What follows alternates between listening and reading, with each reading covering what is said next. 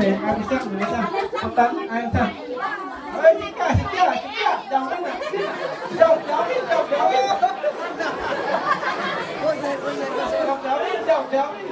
dần không tao đóng lô rồi tôi sống quá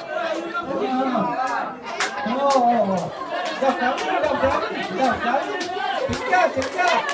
chúng ta là chào tới bao tử đi chị kia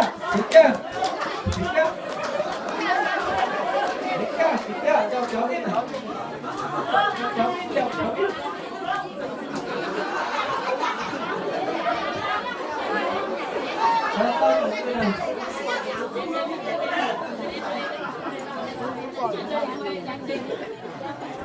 mình cứ phải là thế đi ồ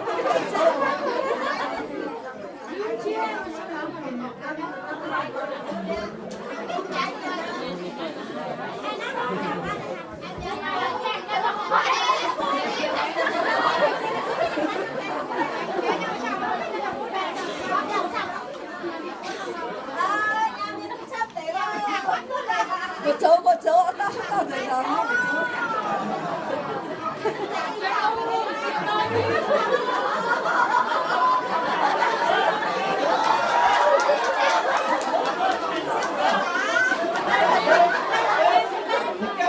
tôi là người đầu tôi từ hình vợ